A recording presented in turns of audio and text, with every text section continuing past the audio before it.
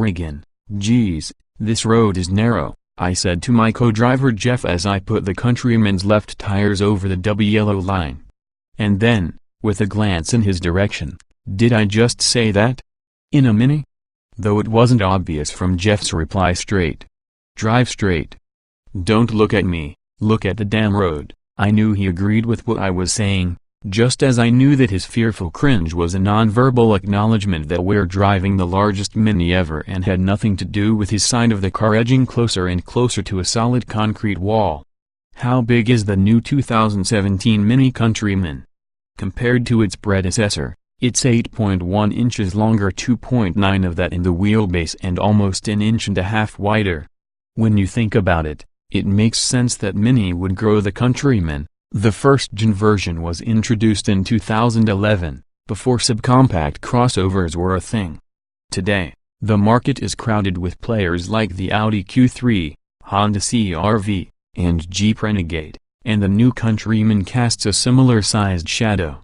But, as I often told the people I dated, during my college days, size does not matter.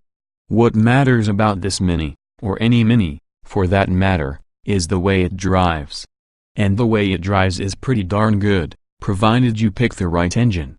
The all-new Countryman is built on the same modular architecture as other Mini models and uses the same engines, specifically the 134 horsepower 1.5-liter Turbo 3 and the 189 horsepower 2.0-liter Turbo 4.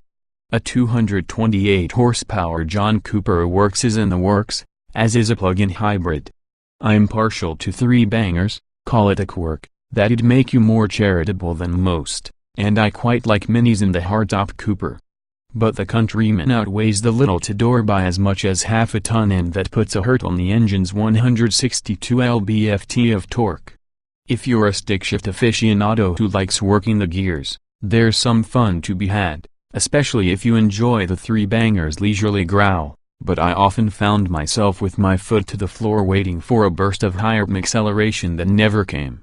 If you go for a Countryman all-4, you receive an 8-speed automatic that does a good job delivering power, but front-drive variants have to make do with a 6-speed. For most buyers, the best bet will be the 4-cylinder powered Countryman S. It accelerates like a Mini ought to in both manual and automatic guise, though, for reasons no one from Mini was able to adequately explain, the front-drive variant is automatic only.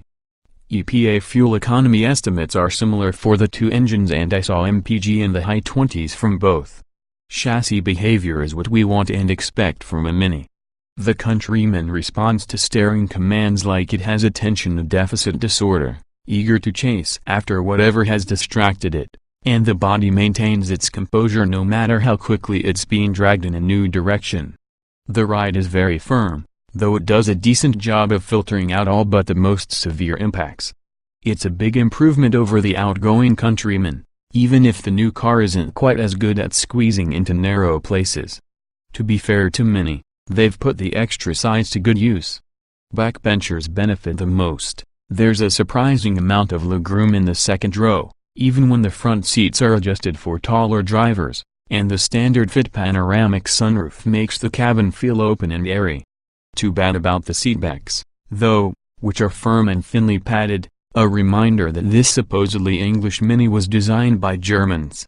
Up front, the Countryman is a replay of Mini's greatest hits, with a colorful center-mounted infotainment system now with a new interface and touchscreen functionality to supplement the dial controller, but still no Apple CarPlay or Android Auto, a gauge pod that moves with the adjustable steering column, and those funky toggle-style switches. Material quality is excellent, and the Countryman frames the driver's view of the world in a short, rectangular windshield, just as a proper Mini ought to do. Trunk space is a little shy at 17.6 cubic feet, but the boot is usefully shaped and free of obstructions. Mini says their customers value versatility, which the Countryman delivers with standard fit 402,040 split-fold rear seatbacks, extra storage space under the trunk floor, and latch anchor points that are clearly marked and easy to use. Mini has priced the new Countryman midway between blue-collar entrants like the HR-V and Renegade and luxury players like the Q3 and Mercedes-Benz GLA. The entry-level Countryman lists for $26,950 including destination, while the Countryman S E ALL4 has a sticker price of $31,950. Those prices are before options, and this being a Mini, there are more extra cost bits and bobs than the human mind can safely contemplate. Check too many boxes and you can easily get the Countryman well over $42,000.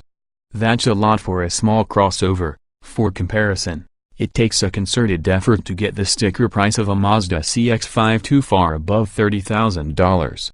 Mini expects the Countryman to appeal to urban and suburban dwellers who need the space of an SUV but don't want to fuss about where to park it.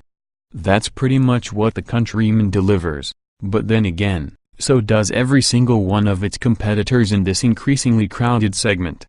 With the Mini no longer any more Mini than its rivals, a point I had time to contemplate when the Countryman was unable to fit through what should have been a mini-sized gap between a pickup and the curb, forcing me to wait to make my right turn like a commoner. All that's left to differentiate the Countryman is style and price. We'll have to see if buyers think the Countryman offers enough of the former to justify the latter. 2017 Mini Cooper Countryman specifications on sale now, price $26,950, engine 1.5 liters turbocharged DOC 12 valve I-3134 HP at 4,400 revolutions per minute, 162 lb-ft at 1,250 revolutions per minute, 2.0 liters turbocharged DOC 16 valve I-4189 HP at 5,000 revolutions per minute, 207 lb-ft at 1,250 revolutions per minute, transmission 6-speed manual, 6-speed automatic, 8-speed automatic layout, 4-door, 5-passenger, front engine, Ford SUV, EPA mileage 21,243,133 miles per gallon, city wheel XWXH 169.8 by 71.7 by 61.3 in wheelbase, 105.1 in weight, 3,3003, 671 pounds, 060 miles per hour, 89.5 seconds, top speed 122,137 miles per hour.